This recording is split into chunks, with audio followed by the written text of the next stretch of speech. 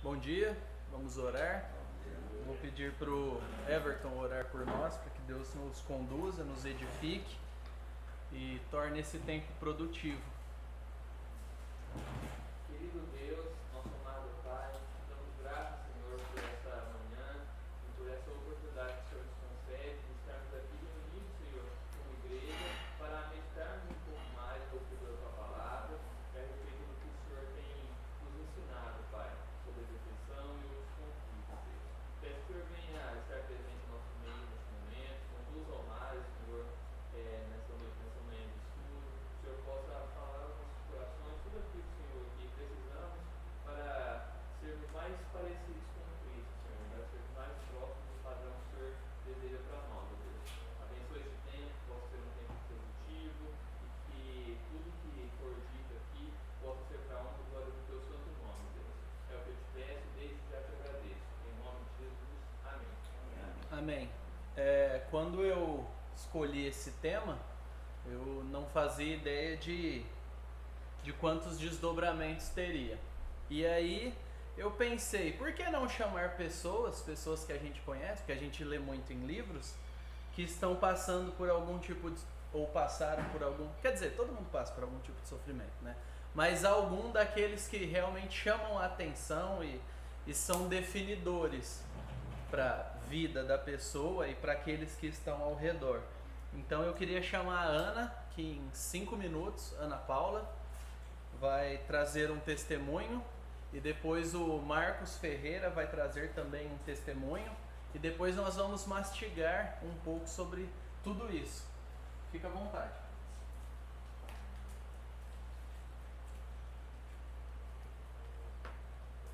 Posso tirar a máscara? Pode. Então, bom dia, pessoal. Meu nome é Ana Paula, eu tenho 30 anos. Vou tentar levar vocês aqui um pouquinho para a minha história na virada do ano de 2014 para 2015. O Rafa, na época meu noivo, né, meu marido hoje, enfrentou comigo aí também. A gente estava de casamento marcado, então foi assim, todos os planos, né, acontecendo lutando para fazer dar certo.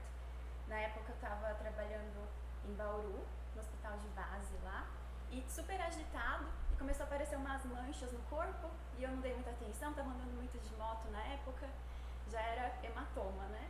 Aí, bem na virada do ano mesmo, de 2014 para 2015, passei muito mal à noite, muito mal, com muita dor de garganta, e uma dor de garganta diferente de toda a dor que eu já tinha tido. E aí, no outro dia, comemorando com a família o Réveillon, feliz e contente, né, o pessoal lá comemorando e almoçando juntos, não conseguia nem engolir direito. E aí a gente foi procurar remédio, procurou em Guarantã, em Cafelândia, em Lins, e nada dessa dor passar. Aí a gente foi pro pronto atendimento em Guarantã. Lá é uma cidade bem pequena, não tem um laboratório, né? Então não foi feito exames. Mas à noite eu continuei mal, do dia 1º pro dia 2. E aí a gente foi, coletou exames, já começou a petequiar tudo, aparecer manchinha na mão, no pé, minha mãe me levou pra Lins. E aí saiu no exame uma leucemia muito sugestivo, né? O exame estava super grave, a contagem de células. E dali já não tinha muita certeza, já fui pra UTI, já fui coletar exames, fui fazer tudo. Mas na hora, como com a graça de Deus, né, a gente já havia começado a confiar nele, eu fui convertida aos 17 anos, a primeira reação foi, calma, minha mãe com o olho vermelho já chorando, né? Falei, mãe, Deus sabe de todas as coisas, né? Ele vai dar força pra gente passar pelo que tiver que passar. Ele sabe de todas as coisas, não saiu do controle. E aí foram 28 dias de internação, fui transferida ali para Amaral Carvalho no mesmo dia, né? E começou, lá fez o mielograma, que diagnosticou realmente o problema. Uma semana na UTI, totalmente dependente de sonda, de fralda, tomando banho, né, por terceiros. E ali Deus ensinou na prática a dependência dele, porque a gente estuda muito sobre dependência, a gente fala muito sobre dependência, mas você não ter força para pegar um copo d'água, não ter força para tomar um banho, não ter força para nada, né, é realmente dependência da bondade de Deus. Deus ensinou muito sobre como a gente precisa uns dos outros também, porque foi muita doação de sangue. Muitos amigos se reuniram para ir ajudar. Ônibus saía de Guarantã, de Cafelândia. E nesse período todo, Deus mostrou mais intensamente ainda a bondade e a soberania dele. Porque a gente estava de casamento marcado para abril. E aí, eu só perguntava, né? Quando que eu vou sair? Quando que eu vou sair daqui? Como que vai? Vou voltar a trabalhar logo? Aí a médica falava, daqui uns 2 anos, né? Vamos ver se der tudo certo daqui uns 2 anos. Mas Deus é tão maravilhoso que a gente conseguiu, né? Adiando aí 1 mês. E eu marquei aqui pra vocês uma passagem de Tiago, que me consolou muito na época. E até hoje eu repouso sempre. Tiago 1, do 2 ao 4, que fala das nossas provações, né? Meus irmãos, tende por motivo de grande gozo passardes por provações, sabendo que a prova da vossa fé desenvolve perseverança. Ora, a perseverança deve terminar a sua obra, para que sejais maduros e completos, não tendo falta de coisa alguma. E o que eu aprendi muito também me auxiliou para a minha ansiedade, para o resto da vida, porque no sofrimento dessa forma a gente aprende que a gente não está no controle mesmo, não está. Por mais ansioso que você fique, por mais que você se planeje, por mais que você... É a bondade de Deus que dá a palavra final, né? E aqui fala sobre a falibilidade dos projetos humanos. E agora vós que dizeis, hoje ou amanhã iremos a tal cidade, lá passaremos 1 ano, negociaremos e ganharemos. Ora, não sabeis o que acontecerá amanhã. O que é a vossa vida? É um vapor que aparece por um pouco e logo se desvanece. Em lugar disso, devíeis dizer, se o Senhor quiser, viveremos e faremos isto ou aquilo. E a paz que o Espírito Santo deu, passando por tudo aquilo, foi impressionante. Se não fosse, sei, pela fé em Cristo, pelo sacrifício dele, saber que era suficiente, que se fosse a hora, seria a hora, ele continuaria sendo Deus, ele continuaria sendo glorificado, bondoso e eterno. Se fosse o meu momento de partir, seria, né? Ele sabe de todas as coisas. Foi muito grave, assim, e todas as vezes que alguma coisa começa a me incomodar demais no presente, passei os 7 dias na UTI, 28 dias internada, né? E agora, graças a Deus, não tomo mais medicação nenhuma desde 2017. Então eu me considero curada, para a glória do Senhor Jesus, porque eu pedi, Senhor, se fosse para eu continuar, que fosse para glorificar teu nome, né? E aí eu sempre me lembro desse Salmo 116, que quando eu descobri que estava com o sangramento intracraniano, que foi uma das gravidades que aconteceu durante a internação, e o sangramento intracraniano pode te deixar acamado também, né, para o resto da vida, pode ser muito grave dependendo da extensão. E eu não perdi a consciência em nenhum momento, então eu lembrava muito desse salmo aqui. Salmo 116 fala, amo ao Senhor, pois ele ouviu a minha voz, ouviu o meu clamor por misericórdia, porque inclinou para mim os seus ouvidos, invocá-lo-ei enquanto viver. Os cordéis da morte me cercaram, as angústias do inferno se apoderaram de mim, sofri tribulação e tristeza. Não foi fácil, não foi fácil. Então invoquei o nome do Senhor, dizendo, ó Senhor, livra minha alma. Piedoso e justo é o Senhor, o nosso Deus é cheio de compaixão. O Senhor protege os simples. Quando eu estava abatido, ele me livrou. Volto a minha alma ao teu repouso, pois o Senhor te fez bem. Pois tu, ó Senhor, livraste a minha alma da morte, os meus olhos das lágrimas e os meus pés da queda, para que eu ande perante a face do Senhor na terra dos viventes. Então eu glorifico a Deus por tudo que aconteceu e continuo aí firme na presença dele, com a graça dele. E tem uma parte de uma música que eu separei para vocês também, chama Sobrevivi. Fala, quem resiste, mesmo que doa, ganhará do Pai uma coroa. O sol continua lá, mesmo que chova. Sobrevivi, fiquei mais forte e aprendi. Machucou, mas estou de pé. A dor não foi maior que a minha fé. Sobrevivi. Olha que marcante isso. Deus pode curar qualquer ferida. E como todos os sobreviventes, eu estou dando mais valor à vida. Somos todos sobreviventes. Somos filhos de Pai valente. A esperança em nós existe, porque sabemos, nenhum choro durará para sempre, pois em Deus, claro que há uma forma de superar. Amém? Rapaz, o que eu falo depois desse testemunho, né? A Isso única coisa que eu tenho a falar para você é que em 2014 eu também descobri um câncer, fiz uma cirurgia muito pesada e estou há 8 anos, como diz o médico, limpo, graças a Deus, né?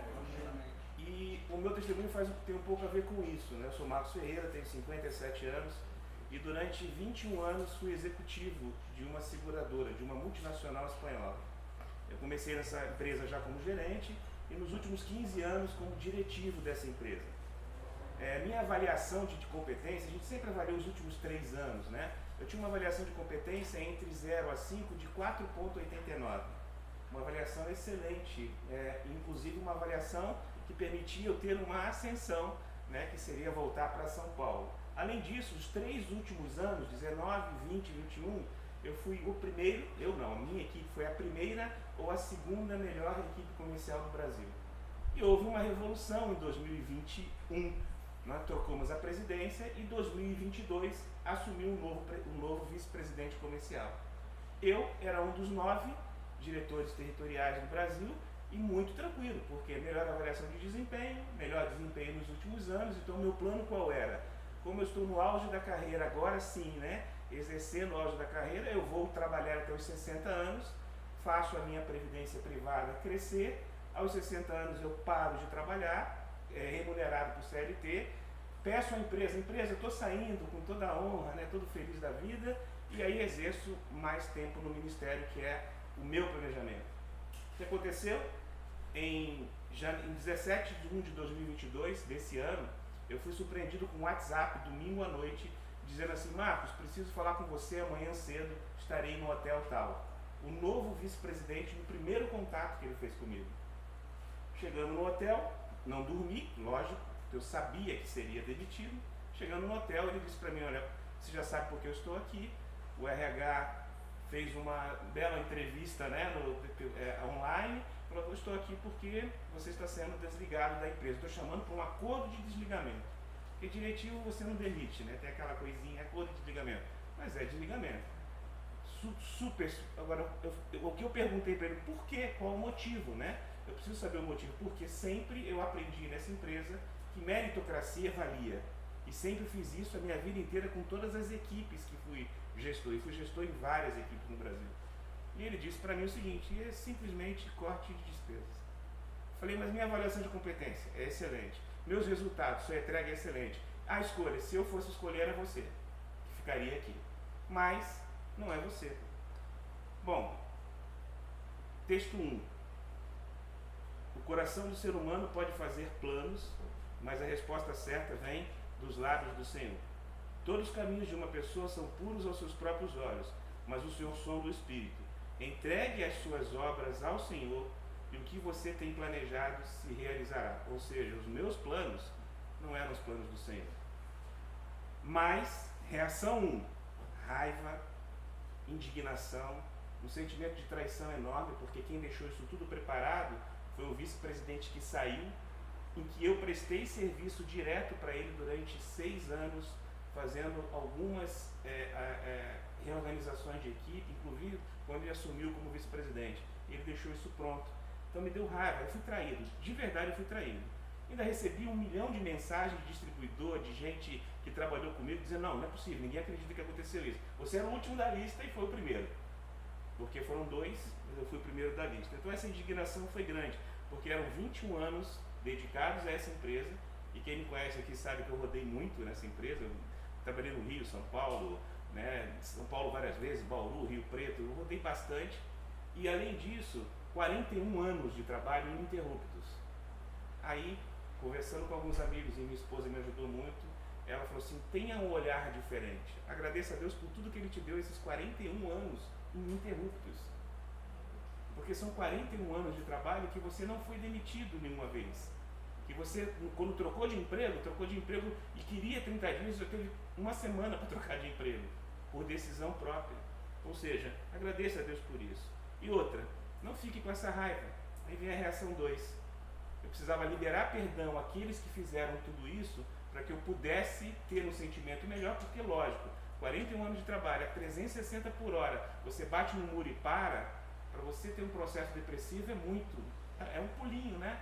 E eu já estava entrando nesse processo porque veio os questionamentos. O que eu fiz de errado? Por que não eu? Eu fiz um monte de coisa, eu tinha que estar aqui. Vem aqueles questionamentos. Aí vem o segundo texto. O bom senso leva a pessoa a controlar a sua ira e a sua glória é perdoar as ofensas. E um terceiro texto. Que não haja no meio de vocês qualquer amargura, indignação, ira, gritaria e blasfêmia, bem como qualquer maldade. Pelo contrário, sejam bondosos e compassivos uns para com os outros, perdoando uns aos outros, como também Deus em Cristo perdoou vocês. Muitos dos nossos conflitos e da nossa depressão podem estar totalmente ligados à falta de perdão. E liberar perdão não é liberar perdão porque o outro veio te buscar, independente do outro. Independente do outro, liberar perdão. Como está hoje, né? Hoje eu estou em fase de reestruturação da minha vida. A empresa, com o pacote de benefícios, tem uma consultoria. Eu estou tentando rever se eu volto CLT, se eu não volto, se eu monto uma empresa. Quer dizer, graças a Deus, Deus me deu recursos para que eu pudesse fazer isso por um tempo. E o melhor de tudo, me dedicando mais a um tempo com família, me dedicando a um tempo maior no ministério também. Então Deus preparou esse momento. E o último texto, 2 últimos textos, são com relação a isso, né? O que eu estou fazendo agora? Esperando e confiando no Senhor. E Isaías 40, 23, 31 diz assim: será que você não sabe, nem ouviu que o eterno Deus, o Senhor, o Criador dos confins da terra, nem se cansa, nem se fatiga? A sabedoria dele é insondável, ele fortalece o cansado e multiplica as forças ao que não tem nenhum vigor. Os jovens se cansam e se fadigam, os moços de exaustos caem, mas os que esperam no Senhor renovam as suas forças, sobem com asas como águias, correm e não se cansam, caminham e não se fatigam. Isaías 40, 28, 31.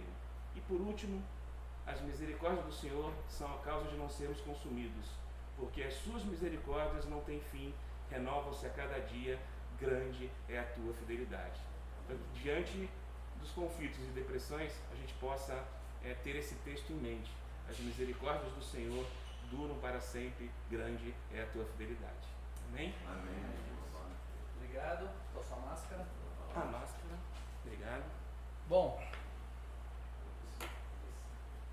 é diferente, né? Ouvir pessoas de ouvir histórias desconectadas. Então aí, ó, se quiser chamar para almoçar, conhecer, sentar. Eu não vou comentar especificamente sobre a história deles, que eu já conhecia, porque a ideia é que você se conecte. A gente é igreja, a gente não é grupo de palestra, então você tem acesso a eles, marque, escute, dê ouvidos aos seus irmãos. Então, 3 livros que me ajudaram muito. O primeiro, Caído, mas não derrotado, lidando biblicamente com o desânimo, o abatimento e o esgotamento. O segundo, esse daqui é especial, O Sofrimento Nunca é em Vão, Elizabeth Elliot. E o terceiro, Depressão, A Tenebrosa Noite da Alma. Então são livros que eu aconselho você a ter, a ler e a não esperar o bicho pegar para correr atrás e se preparar nesse tipo de assunto. Dito tudo isso, a gente vai começar a parte propriamente dita da aula. Essa é a terceira aula, Esperança em Meio à Escuridão. Nós vamos gastar um tempo razoável entendendo o que é sofrimento, e escuridão aqui é uma analogia para sofrimento. Noite escura da alma é um termo teológico que usam há um bom tempo. E eu pesquisei no dicionário, porque todo mundo está fazendo isso, trazendo uma definição do dicionário, eu vou trazer também. Que é sofrimento, ação ou processo de sofrer. Dor causada por ferimento ou doença, padecimento, dor moral, grave isso, não é só físico. Dor moral, amargura, ansiedade, angústia, vida miserável, miséria, penúria, dificuldade. E eu gosto muito da Elizabeth Elliot. Ela foi esposa de um missionário e ele morreu cedo. Eles não passaram nem 5 anos casados. Eles foram para uma tribo indígena no Equador, se não me engano. E aí ele, com alguns outros maridos dessas esposas, né, eram casais missionários, foram para uma tribo, foram assassinados e devorados. anos depois, ela vai lá e faz um trabalho de evangelismo nessa tribo. E pessoas que comeram, literalmente, o marido dela, são convertidas através da vida dela. E aí depois ela casou de novo, segundo marido para câncer. E aí depois ela casou de novo, esse terceiro não morreu, ela morreu antes. Porque ela morreu em 2015. Então, vou só puxar aqui, tá? Comer nada. Ela resume sofrimento assim. Sofrimento é ter o que você não deseja ou desejar o que você não tem. Ponto. Aqui a gente não está como régua de medir o sofrimento dos outros. Primeira coisa, quem tem que parar. Pare de medir o sofrimento dos outros. Não é porque o sofrimento da Ana foi um câncer perto do casamento e o do Marcos foi ser demitido sem nenhum motivo aparente, que o problema de quando você queima a carne para algum casal de amigos ou quando atrasa o seu pagamento e você tem que pagar juros no seu aluguel não seja legítimo. Sofrimento é legítimo e todos temos. O ponto é, o sofrimento não é desculpa para pecar. Então sabe aquela solução de austeridade? Não, nada disso está acontecendo. Não é isso que a Bíblia trata e não é isso que nós vamos tratar aqui hoje. O sofrimento de todos é legítimo. Seja o pneu do seu carro que fura num dia chuvoso, que não parece grande coisa, seja um diagnóstico assustador ou indefinido. Seja se você atrasou por dor de barriga, queria estar aqui antes e atrasou.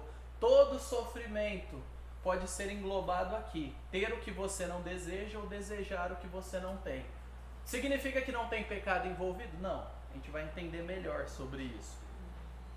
Cada um sofre. Então vocês aqui todos estão sofrendo. O sofrimento de nenhum é mais legítimo do que o do outro. Às vezes a gente tem essa visão mundana, não cristã, de que o meu sofrimento eclipsa toda a realidade e abarca tudo. E o do outro é insignificante e eu não devo me importar. Porém eu tenho certeza, como de fato já aconteceu, que a Ana consolou pessoas enquanto estava doente, inclusive o Rafa, que a gente não pode esquecer que ele estava noivo dela, e os medos dela caíram sobre ele, mesmo que ele estivesse saudável, e consolou muitas outras pessoas, como o Marcos tem consolado também. Então não é modo sou a vítima, estou sofrendo, posso fazer o que eu quiser. Como o pastor Oscar já tratou a primeira aula. Estou em depressão ou estou sofrendo, posso ser imaturo, posso ser grosso, posso me vingar dos outros porque tudo é justificável e eu estou sofrendo mais que você. Não é isso que a Bíblia mostra. Isso é um entendimento pecaminoso, é um entendimento distorcido, e pessoas que estão sofrendo e agem assim devem ser confrontadas no seu pecado, consoladas na sua dor, confrontadas no seu pecado. Assim como quando nós estamos nos alegrando, a gente se alegra e confronta o pecado também. A gente não abraça o pecado e ignora. Às vezes nós temos paciência com pessoas que devido à dor saem do ar. Sabe, pessoas quando, sei lá, sofrem um acidente e ficam em estado de choque e não fala coisa com coisa. Esse período a gente tem paciência, a gente ignora. São palavras jogadas ao vento. A gente sabe que a pessoa não está no normal. Agora, quando se torna uma conduta, uma prática constante de justificativa, de empurrar goela abaixo de você e de qualquer um, porque a pessoa está sofrendo, isso é pecado e deve ser confrontado.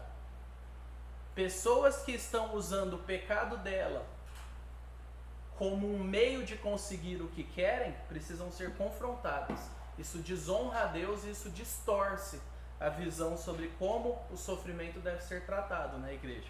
Então, esclarecidos tudo isso, vamos começar entendendo que todos sofremos. Todos. Você pode ter sofrido hoje de manhã, pode não ter sido a coisa mais intensa da sua semana ou da sua vida, mas você sofreu por algum motivo. Algo saiu do controle. Alguém te frustrou. Alguém invadiu o seu mundo perfeito de controle, que é só ilusório, e te fez vir para a realidade. E a realidade caída, nós temos aquilo que nós não gostaríamos e nós não temos aquilo que gostaríamos. Só que, às vezes, nós precisamos entender que a Bíblia não é um livro de receitas prontas que simplesmente arranca de nós o nosso sofrimento. Ele é um livro real, que adentra a realidade.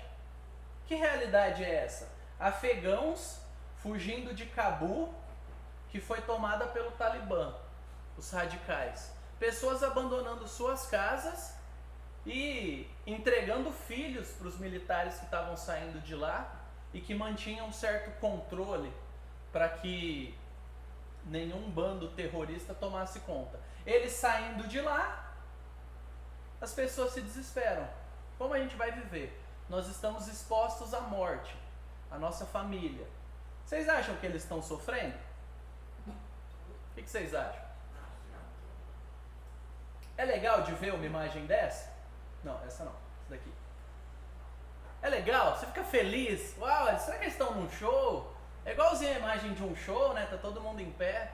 Isso não é legal de ver, isso é triste, isso é o resultado da queda. Essa é a realidade da humanidade. Poderíamos ser nós, abandonando tudo que nós temos para tentar viver em algum outro lugar. Isso é sofrimento. Mas isso daqui também é um bebê chorando após o parto. Sabe quanto é desgastante para a mãe? É desgastante para o bebê também nascer. Eu li alguns estudos falando sobre como é extremamente exaustivo para o bebê todo aquele processo. Ele tá de boa, tá tranquilo, tá lá na barriga quentinho, recebe tudo, não precisa fazer nada, se desenvolvendo. De repente o corpo começa a expulsar ele.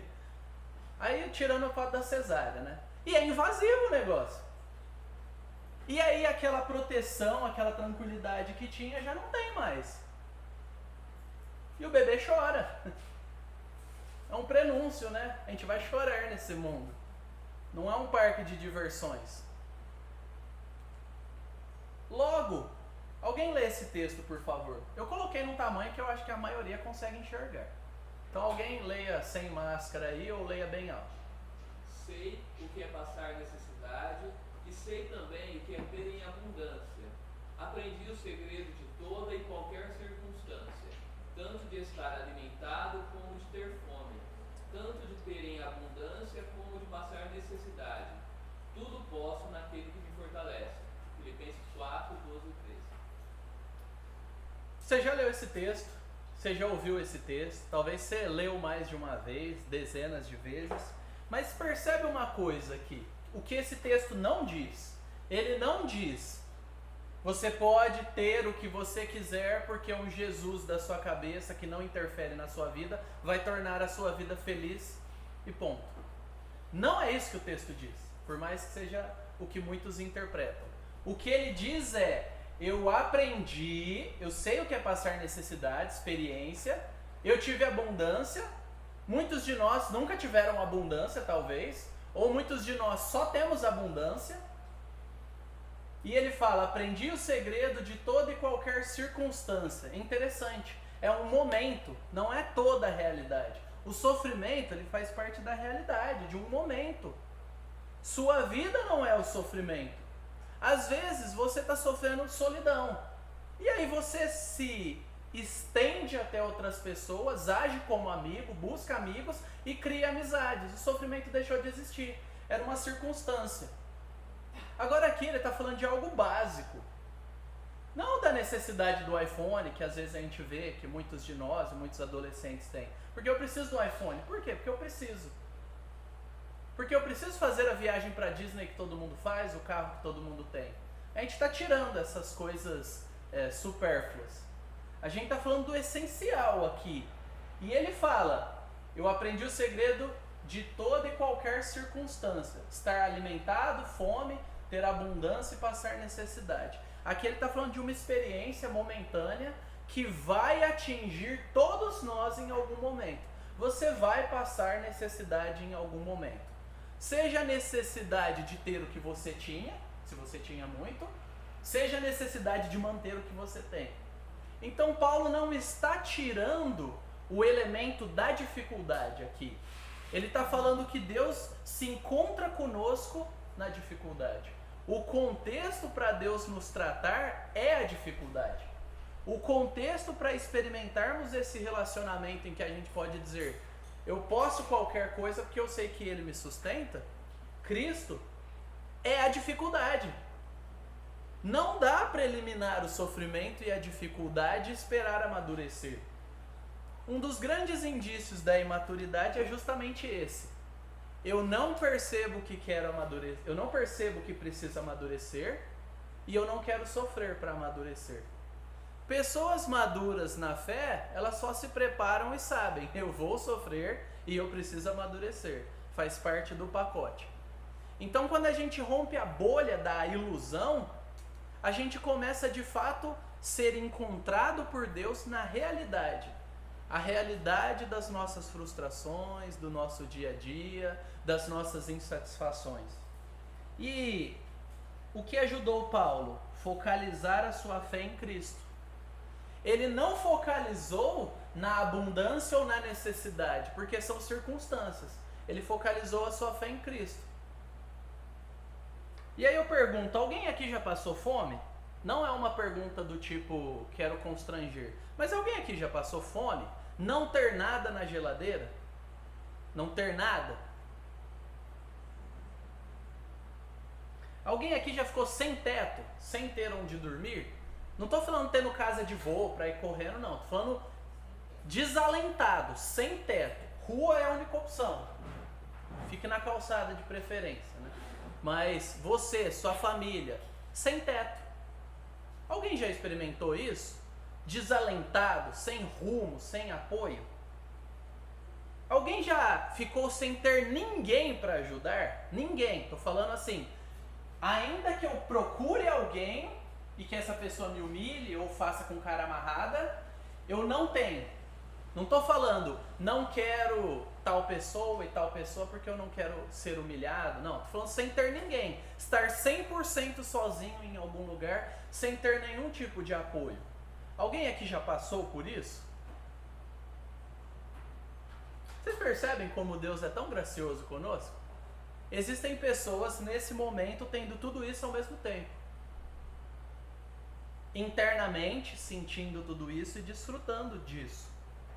Quer dizer que você nunca vai chegar a esse ponto? Não. Se você chegar a esse ponto, o que Deus deu de recurso para você? Para que você não se desespere. Vamos lá. Para você não se desesperar caso você chegue numa situação dessa. O que Deus já te deu e tem te dado? Esperança. Esperança, fruto do Evangelho. Algo interno, não significa ver as coisas acontecendo e falar, eu acho que vai dar certo, porque eu fiz matematicamente contas aqui, a projeção é melhorar. A fé nele. Fé, crença de quem ele é e de tudo aquilo que ele promete fazer e de fato faz. O que mais? O que Deus nos dá para nos prepararmos caso enfrentemos esse momento? E ajudarmos os outros também. Ele dá a segurança, ele dá sob controle de tudo e nada saindo fora dos planos dele. Segurança.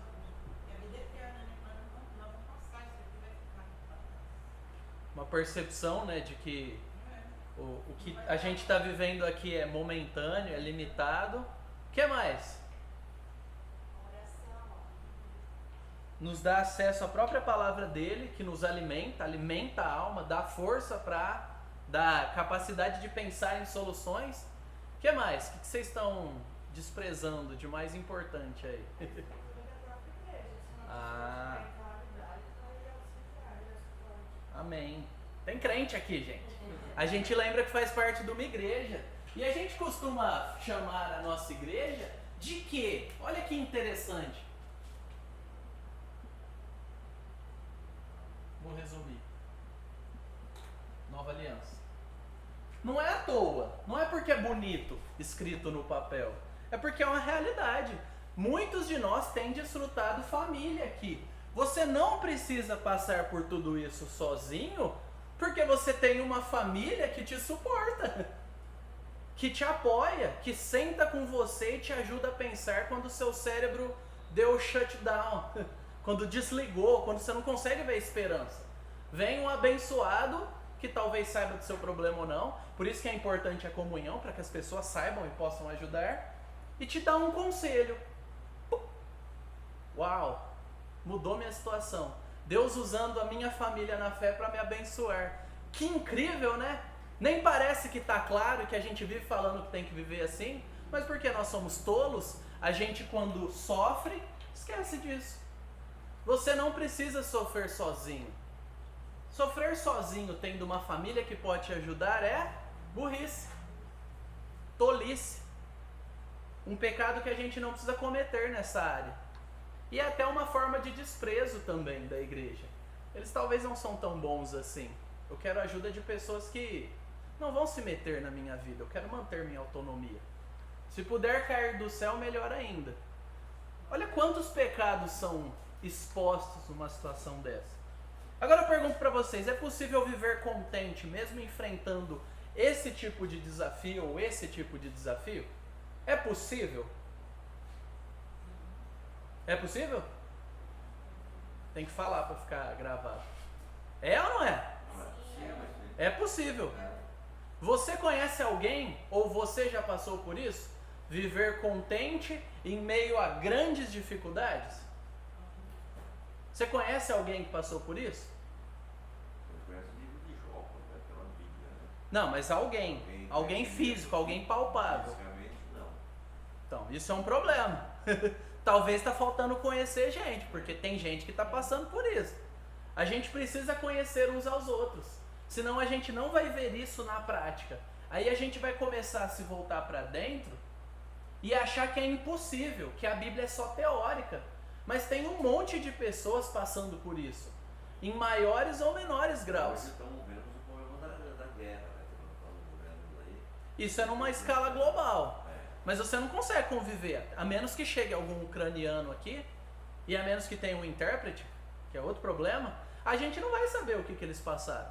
Mas aqui na igreja, nós temos inúmeras pessoas que passaram depressões e lutas e apertos financeiros, e estão passando frustrações, e Deus tem dado contentamento, sustento para elas. Então é possível sim. Não é possível porque essa pessoa é boa e se esforça. É possível porque aquilo que Jesus fez na cruz não é à toa. Não é uma lenda. É real. Adentra a realidade e muda os nossos corações, os nossos relacionamentos, e faz com que pessoas, às vezes, que eu nunca teria afinidade, tipo a maioria de vocês, porque eu nem nasci aqui, se tornem meus amigos. Gente que eu estou em contato semanalmente, conversando, que eu oro por, que ora por mim, gente que eu me importo. A cruz de Cristo nos transforma em família de Deus também. Isso é uma manifestação da família de Deus. Então, se eu sou família de Deus, é importante que eu entenda e que eu treine os meus olhos para ver a graça de Deus agindo na vida de vocês. Se eu não treinar os meus olhos, eu vou me tornar crítico. Eu vou me tornar irresponsável com o privilégio que Deus me deu, que é o quê? Ver a graça de Deus na sua vida, ouvir o que Deus está fazendo na sua vida e ser edificado e amadurecer. Com o seu sofrimento, com aquilo que Deus está te consolando, Deus me amadurece, porque eu participo do seu sofrimento. Eu me importo, eu busco saber, eu chamo para perto. Então, entendendo que sofrimento é uma experiência aqui. Não é uma realidade total e não é algo da nossa cabeça apenas. É uma experiência, é algo que passa na nossa vida. E aí Romanos 8, 31 a 35, talvez esteja pequeno, se não tiver, alguém pode ler. Por que o texto é grande? Porque a gente precisa de bastante verdade para lidar com os nossos sofrimentos. Eu dei para a Ana e para o Marcos um texto bíblico. Eles trouxeram vários. Por quê? Porque a gente precisa da verdade da palavra de Deus para se manter de pé. Não é aquela ideia, quanto menos Bíblia, melhor. É quanto mais palavra de Deus dentro de mim, melhor. Então por isso que a gente tem que mudar aquela mentalidade meio preguiçosa de não abrir a Bíblia durante a celebração coletiva, de não ler grandes porções porque, sei lá porquê, me acostumei assim, mas lidar com as grandes verdades com o coração desejoso de aprender. E aí estão só 5 versículos, 4 versículos na verdade. Que diremos então, à vista destas coisas? Se Deus é por nós, quem será contra nós? Aquele que não poupou o seu próprio filho, mas por todos nós o entregou, será que não nos dará graciosamente com ele todas as coisas? Quem tentará acusação contra os eleitos de Deus? É Deus quem nos justifica. Quem nos condenará? É Cristo Jesus quem morreu, ou melhor, quem ressuscitou, o qual está à direita de Deus e também intercede por nós. Quem nos separará do amor de Cristo? Será a tribulação, a angústia, a perseguição, a fome, a nudez, ou o perigo ou a espada? Esse texto é famoso. Você já deve ter lido e ouvido alguma vez. Mas vamos analisar ele. Se Deus é por nós, qual é a reação que nós deveríamos ter diante das circunstâncias, diante dessas verdades? Se Deus é por nós, qual deve ser a nossa reação interna e prática? Vamos lá. Quem não falou ainda, eu tô de olho. Vocês sabem da minha regra, né? Eu não tive a oportunidade, o Everton pegou de mim e agora falou antes, que é, eu não me constranjo em apontar e pedir para alguém falar. Então, se aprendeu bem e facilita a nossa vida. Então, você que não falou, fale na aula, porque pode ser que aquela pergunta que você não sabe a resposta eu faço para você. Então, aproveita e fala antes, aí a gente ganha tempo também. E aí, se Deus é por nós, qual é a reação que nós deveríamos ter por crer nessas verdades? Conforto. Como? Confiança. Quem está falando é ele. Paz. Paz não é ausência de guerra. Paz e tranquilidade estão ligados. Paz é capacidade de ter ordem, ter alento, no meio de furacões, talvez. No meio de festa em família, descendente de italiano, que todo mundo fala alto e disputa quem grita mais. Sabe? Dá para ter paz nesses ambientes. Tá? Porque todo mundo gritando, e comida voando, e gente, criança caindo, cachorro latindo, mas você está em paz. Talvez vai ter algum nível de surdez depois, mas você está em paz. É esse tipo de paz que adentra a realidade. O que mais? Como é que é? Coragem e não temer. Olha, quase uma dupla aí, né? Coragem e não temer, exatamente. Enfrentar com coragem. Não ficar se lamentando, lambendo as próprias feridas. O que você deve fazer? Tudo o que você fazia antes. Sua vida continua. Olha que interessante. Quem me conhece há um tempo já viu eu fazer isso. Eu gosto de inverter o texto bíblico, porque ajuda a entender um pouco, né? Se você pegar a conclusão final e conectar com as anteriores, você amplia a sua percepção da verdade. Então vamos lá. Será a tribulação, ou a angústia, ou a perseguição, ou a fome, ou a nudez, ou o perigo, ou a espada que nos separará do amor de Cristo? Isso tem poder de nos separar de Cristo? Será todas essas coisas que nos condenará? Deus vai nos abandonar se a gente passar fome, ou nudez, ou formos perseguidos, ou morrermos à espada? Será que nós poderemos ser acusados diante de Deus tendo Cristo que nos justifica? Tem como Deus aceitar uma denúncia contra nós?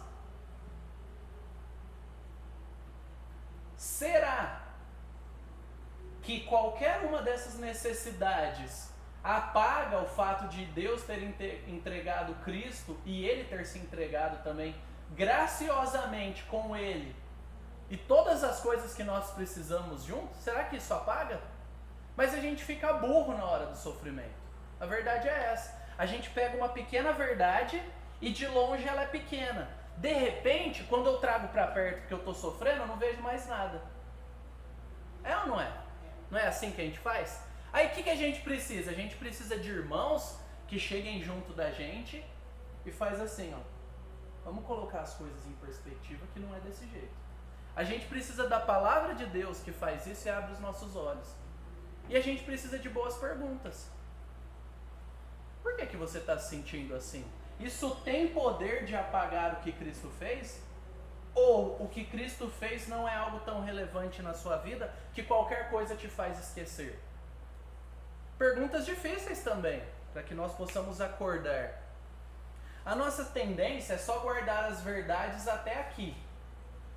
Quem nos separará do amor de Cristo? E não aplicar as situações da realidade.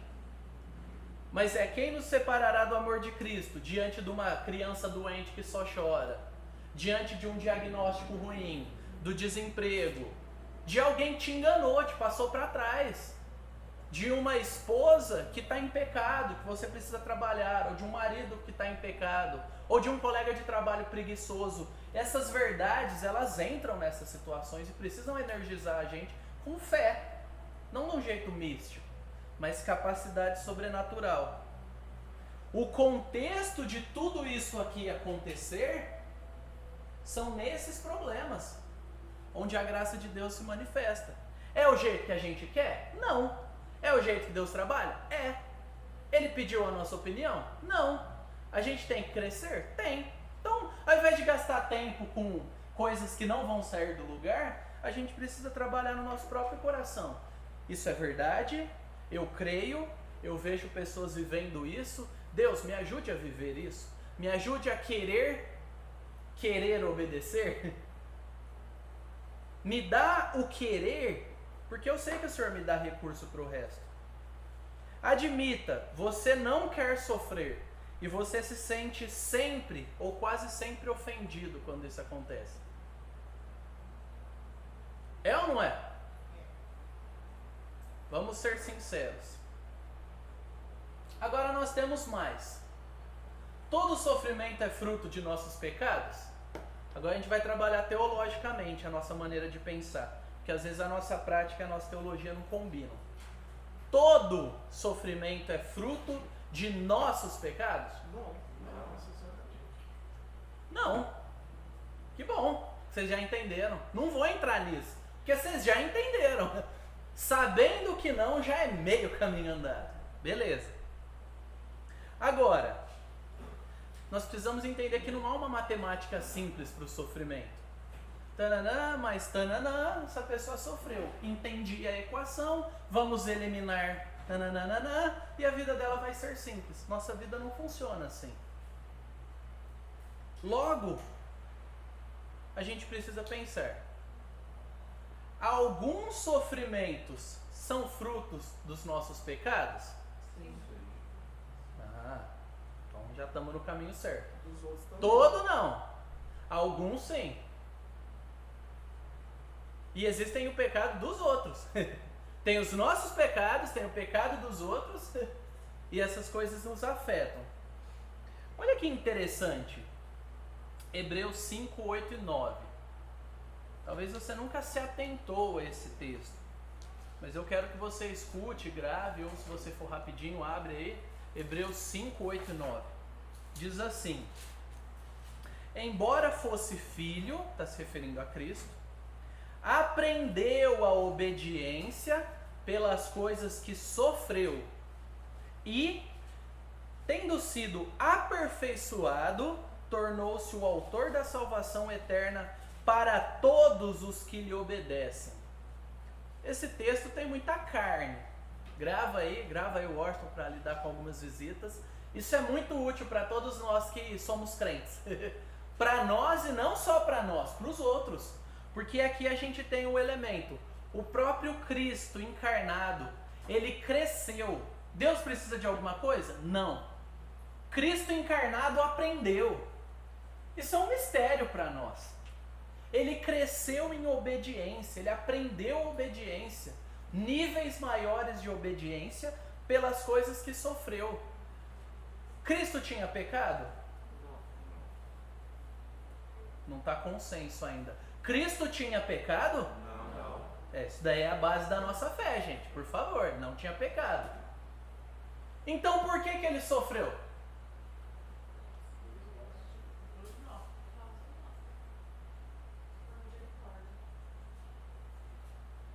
É difícil às vezes preencher essa frase, né? Porque talvez nós não tenhamos clareza. Ele sofreu porque ele voluntariamente se entregou por pecadores que mereciam sofrer o peso da ira de Deus. Ele sofreu porque no sofrimento ele foi aperfeiçoado e se tornou um modelo perfeito para calar a nossa boca. Sabe, tem pessoas que não calaram a boca. Que Deus não sei. Fala, em Cristo, aí você apresenta Cristo. Ele sofreu mais que você, ele se entregou, ele abriu mão mais do que você pode ganhar na vida. Ele abriu mão em 1 minuto mais do que você pode ganhar em 10 vidas. Aí a pessoa para. Aí a ideia é essa, fazer calar. Falar, veja diante de quem você está. Olhe esse Cristo.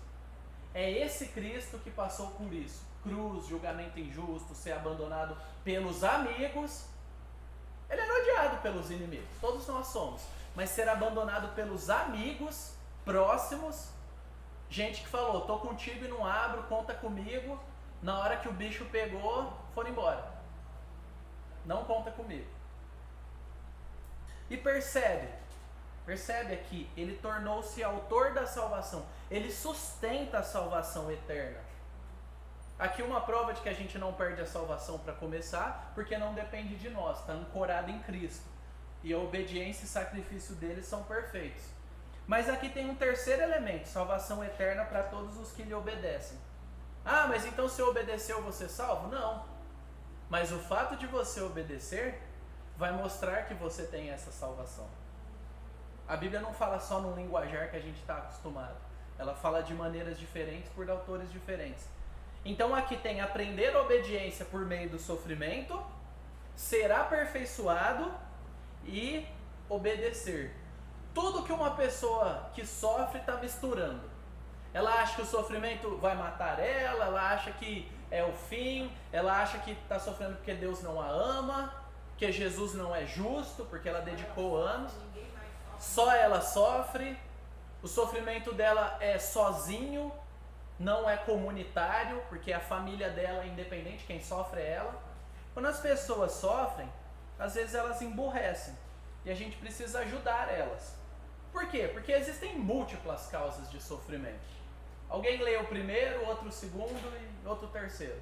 Nós mesmos, frustrações, pecados, insatisfação, comparação, doenças.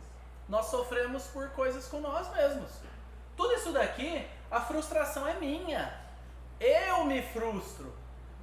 Eu coloco expectativas sobre você, sobre o trabalho, sobre a vida e me frustro. Você não tem poder de me frustrar. Eu me frustro com você. Pecado.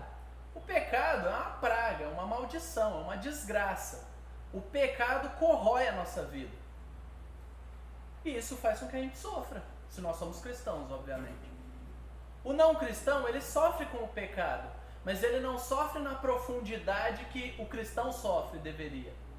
Porque o não cristão, no fundo, ele não está nem aí para Deus. O máximo que ele tem é a consciência dele. E se ele bater muito na consciência dele, ele molda a consciência dele para que o pecado não doa mais. Mas a gente sofre com insatisfação, nada está bom, ou o que estava bom não está mais bom agora. A gente sofre com comparações.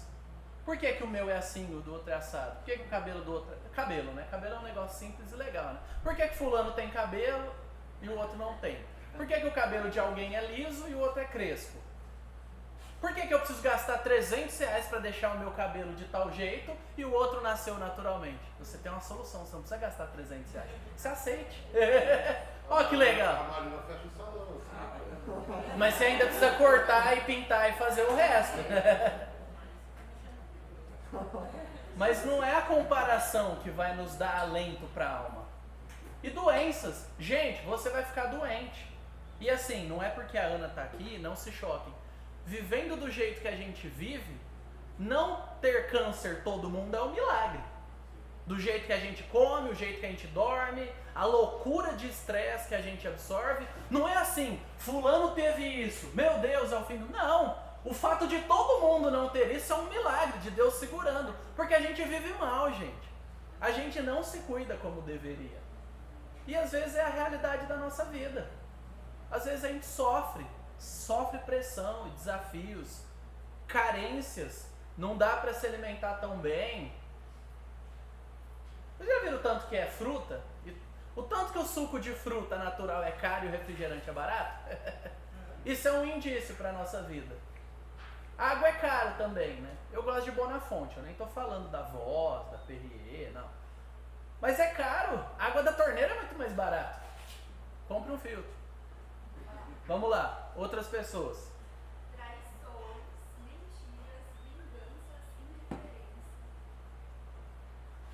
ser traído não depende de você muitas vezes. Às vezes é burrice mesmo, porque todo mundo fala, essa pessoa mente pra todo mundo, é mal pagadora, aí você vai, mas eu sou um ser humano espetacular, decido fazer. Aí você entra pra estatística. Esse tipo de coisa é tolice. Agora, você se dedica, é fiel, obedece a Deus, e alguém vai e te trai. Alguém vai e cresce nas suas costas, te apunhala pelas costas. Existem vários níveis de traições. O seu cônjuge te trai quando ele fala mal de você. Não estou falando traição, adultério, mas um nível de traição. Quando ele te despreza. Seus pais te traem quando eles te desprezam, quando tratam um irmão melhor que o outro. Seu irmão te trai quando ele prefere estar com os amigos. A vida é assim. Nem todo mundo é Jesus. Porque só um é Jesus, né? Então, lide com isso. Tente melhorar suas companhias, claro, né? Porque a Bíblia fala que as más companhias corrompem os bons costumes. Não tenta dar murro em ponta de faca também, achando que vai dar certo. Mas, ainda que você faça tudo certo, você vai ser traído. Pessoas mentem por mais variados motivos.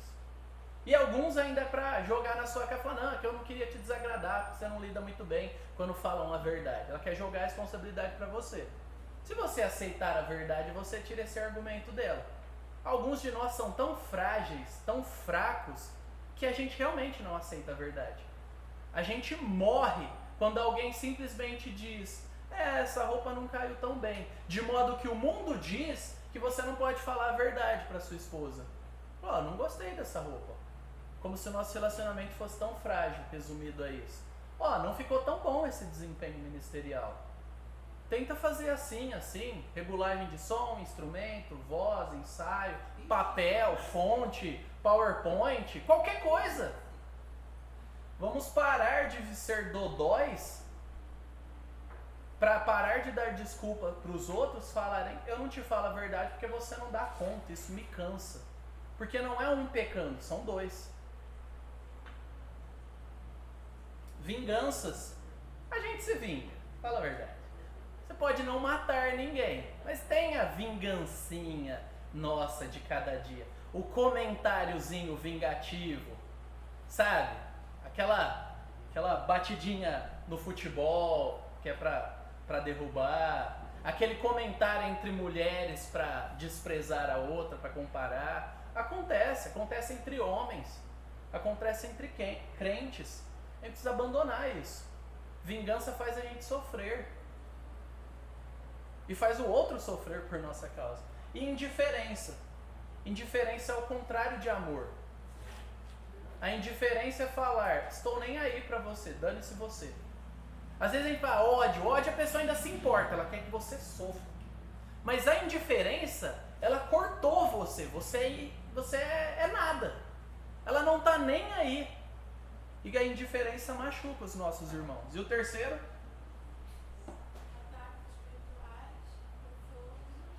Deus usa pessoas. Satanás usa pessoas. Satanás nos ataca. A gente não está falando de todo aquele mito que aparece em televisão e não sei o que, e aquele show televisivo. Não, mas o diabo é real, gente. E ele ataca a gente. E existem momentos que Deus solta a coleira e deixa ele vir. E dói. E dói. E sofrer sozinho essas lutas é muito difícil. Por isso que ele nos colocou em família. Para que a gente não sofra sozinho. E quer ver um exemplo? Vou dar 3 exemplos simples para a gente passar. Pecados que trazem muito sofrimento para nós e você sabe, você já viu e talvez você vive ou já viveu. Negligenciar o descanso sabático semanal. Vou falar algo revelador para você. Quando Deus fala em Gênesis para separar um dia para descansar, não é uma dica, tá bom? Se você pisar no acelerador, você se arrebenta. Porque Deus te fez, Ele sabe o que é melhor para você. Trabalhar de domingo a domingo é tolice. Você precisa descansar porque você não é Deus. Beleza? Essa negligência, não parar, não descansar, não tirar férias, não ter tempo de se organizar e curtir aquilo que Deus te dá, vai te tornar cada vez mais insatisfeito e insuportável. porque nada vai ser o bastante. Nada nunca vai ser o bastante para quem não aprendeu a descansar. Descansar é falar: Deus, quem cuida de mim é o Senhor, eu fiz tudo dentro disso que me cabe, agora eu descanso. E ponto. Eu não sou Deus, o Senhor é. Outro pecado: namorar e casar com incrédulos. Ponto, gente. A gente tem que evoluir já. Evoluir não, é um termo estranho. Amadurecer. Sabe, já deu de ficar batendo nessa mesma tecla. Vamos crescer. Vamos estabelecer a verdade, parar de arrumar desculpa. Porque a fulana de tal, minha avó, minha mãe, minha prima, deu certo. Não deu certo, ela fez errado. E Deus corrigiu o erro dela. Não dá certo. É errado isso. A pergunta é simples. O que a Bíblia diz? Isso. Ponto. Simples. Acabou. Sofra, espere, mas não considere uma opção casar com pessoas incrédulas. Você, cristão, procurar pessoas incrédulas e encorajar. E aí uma palavra especial pra gente aqui que não é jovem, que já casou. Pare de falar besteira para os jovens, encorajando eles. Pare de criar foguinho entre os jovens. Né? Tá legal, hein? Não. A gente tem que parar de criar esse tipo de sofrimento nos outros. Porque nós criamos expectativas, às vezes, nos jovens e adolescentes. É ou não é? Brincadeirinhas de ministério. E a pessoa começa a falar: nossa, é verdade, nossa, vou orar lá. Porque nós acendemos o fósforo. Uma coisa é ter conversas sérias e diretas e respeitosas. E aí? Outra coisa é você que fica: oi, fulana, oi, fulana, ó, ela é bonita, ela é crente, hein? A gente precisa crescer, gente. E se ver isso acontecendo, cortar. Falou: fulano, vem cá, não quero que você fale isso. O Washington tem uma filha em idade namorável já.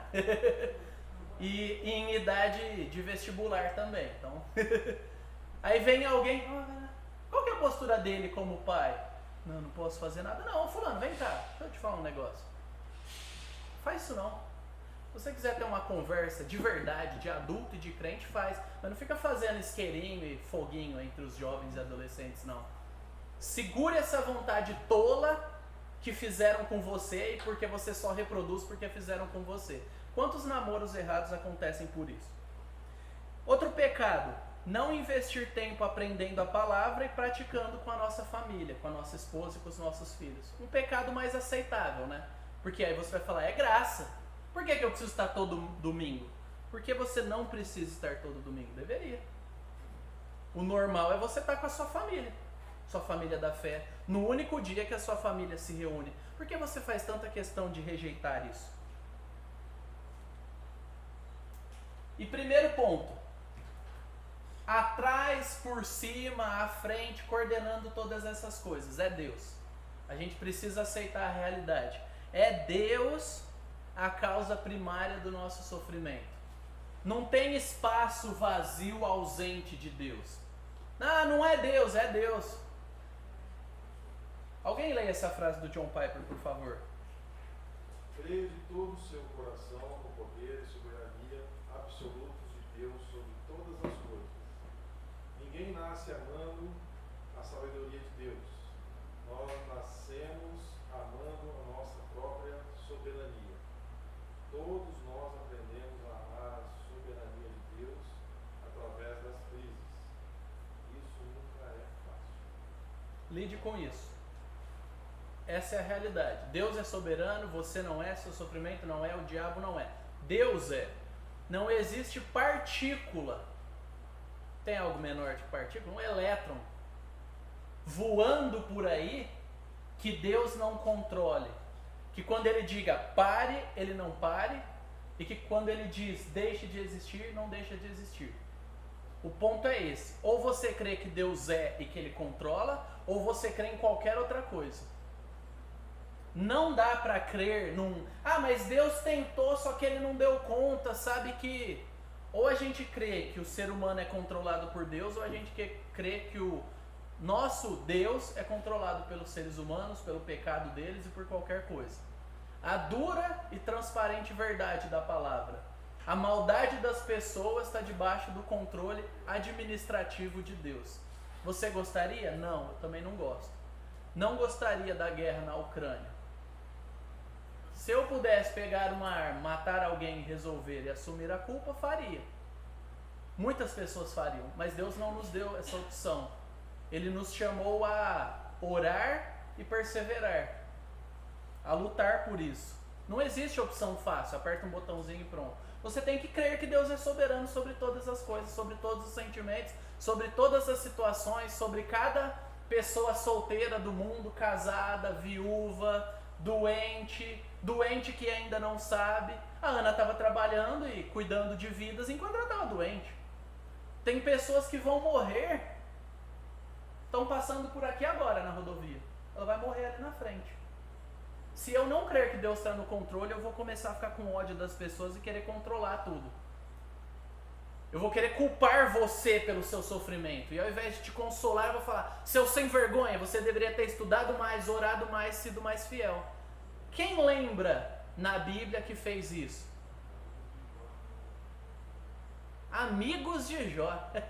A única coisa que eles fizeram que presta foi chegar e ficar quieto 7 dias do lado dele. Porque quando eles abriram a boca, desgraçou tudo. E muitos de nós, às vezes, somos assim: graça para nós, ira para os outros. Graça para nós, justiça para os outros.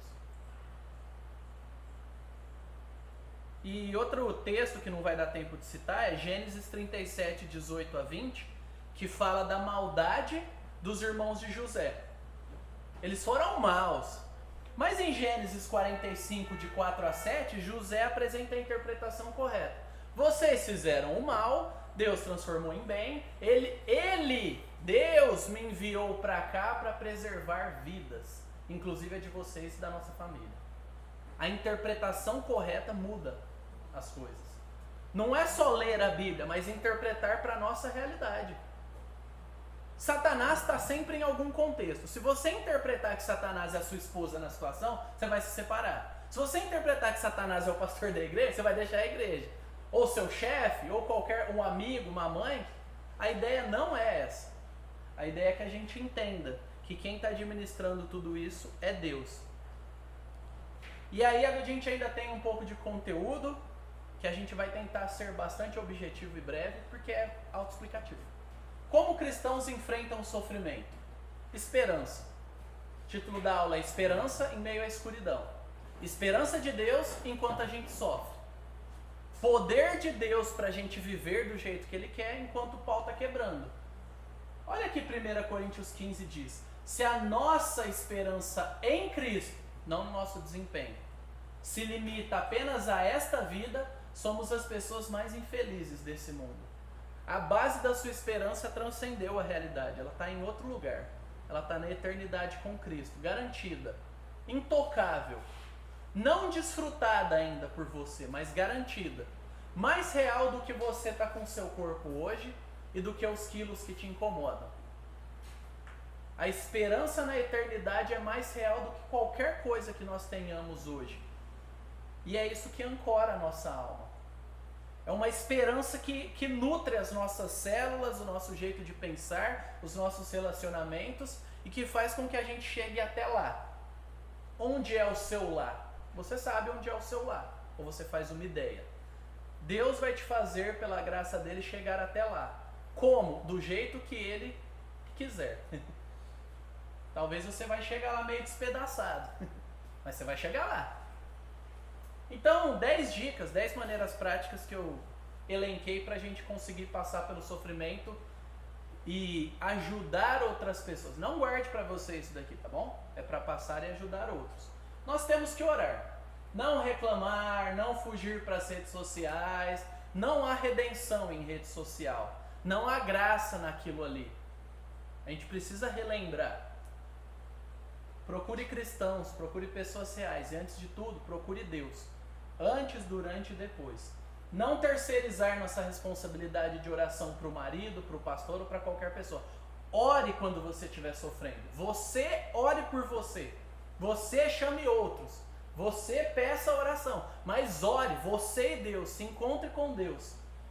Nós temos que estar na palavra. Lendo, ouvindo, meditando sobre o que ouvimos, pedindo que leiam para nós escrevendo versículos e memorizando-os.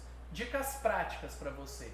Você quer começar a vencer esse sofrimento que te esgana, que aperta seu pescoço? Pega os versículos que você gosta e ao invés de abrir no celular entre um monte de WhatsApp e tal, pega ele e escreve à mão. Escreve em algum lugar. Escreve um bilhetinho para si mesmo. Cola no seu computador. No outro dia joga fora e escreve outro.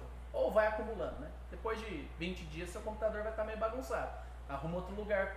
Mas se encha da palavra. E quando a gente não consegue ler, a Ana não conseguia ler, alguém tinha que ler para ela. Às vezes a gente está bem, mas a nossa cabeça está ruim. Peça para alguém ler a Bíblia para você. Não se afaste da palavra. Terceiro, nós temos que chorar. Chore, gente. Pare de ligar para os outros e chore. Chorar é bom. Chorar limpa os olhos e lava a alma. Chore. Às vezes o que a gente pode fazer é chorar. Chorar com os outros, chorar por nós, chorar pelo que está acontecendo. Chore. Não finja ser forte, deixe as lágrimas virem e as apresente a Deus. Não crie uma fé falsa, um super-homem, uma fé indiferente ao sofrimento. Se volte para os Salmos e chore. Salmos está aí, gente. Não é à toa que o cara chegava e falava: Deus, mata esses miseráveis, esmaga a cabeça dos filhos dele na pedra. Ele não fez isso, mas ele viu tamanha injustiça contra o povo dele, que ele falou: eu vou pedir para Deus que faz a justiça. A gente tem vergonha de encarar a palavra de Deus e os salmos. A gente precisa parar de ter vergonha. Você está vendo injustiça, STF, Ucrânia, Rússia, Brasil, qualquer lugar, ore. Deus, faz justiça, tem misericórdia, tem gente morrendo, tem crianças sendo abortadas, milhões no mundo. Tem gente sendo abandonada, traída. A gente não finge que está tudo bem. A gente ora para que Deus faça justiça, para que o juiz de toda a terra haja. Então ore. Se volte para os salmos e chore. Não segure o choro. Deixe os outros falarem que você é uma manteiga derretida. Seja uma manteiga derretida na presença de Deus, pelo menos. Tem manteiga derretida indo para o inferno. Então, pelo menos seja na presença de Deus. Temos que confiar. Entre um exercício. Lute para conseguir descansar. Aceite a vontade de Deus e pare de tentar controlar a situação. Como é que a gente faz isso? Falando com nós mesmos. Respira de manhã e encara. Deus, eu não posso mudar essa pessoa, eu não posso mudar isso, eu não posso mudar aquilo. Me ajude a aceitar sua vontade. Deus, eu não tenho recursos para fazer isso. Muda, faz por mim o que eu não posso fazer e me ajude a aceitar aquilo que não depende de mim. Me prepara para a oportunidade, mas se não aparecer a oportunidade, faz a tua vontade. Exercite a confiança. Como? Faça os pequenos passos daquilo que Deus te diz. Se Deus te diz, leia a Bíblia, leia. Pare de ficar procurando mecanismos. Nós temos que cantar. Usar a nossa boca para reconhecer quem Deus é e os grandes feitos dele. No povo, na história e na nossa vida e na vida de quem nós amamos. Sente um dia, um exercício para você aí. Sente com seu cônjuge, com seus filhos e comece a elencar coisas que Deus fez. Casamento, sustentar, pagar as contas esse mês talvez, viagem que a gente orou tanto e Deus deu, crianças que cresceram doentes e hoje são saudáveis, conflitos relacionais. Senta, começa a conversar para relembrar aquilo que Deus fez. E você vai ver que falta vida e tempo para relembrar tanto que Deus fez por nós. E cante. Existe um efeito didático e calmante no cantar. Cante, abra a boca, não murmure. Cante boas músicas, boas letras que conduzem os seus sentimentos. Por que está junto? Porque estão ligados. Temos que reordenar os nossos afetos, a base dos nossos sentimentos. O sofrimento mostra tudo o que amamos mais do que amamos a Deus. Eu não posso perder isso. Eu não posso suportar tal coisa. Eu não posso. Isso mostra tudo o que nós amamos mais do que amamos a Deus. E é uma oportunidade para aprender a amar a Deus de verdade. Isso vai te custar. E valerá a pena. O sofrimento não é em vão. 7, temos que comungar. É um termo que a gente não usa tanto, né? Comungar. Ter comunhão. O sofrimento tende a nos isolar. A gente se isola quando sofre.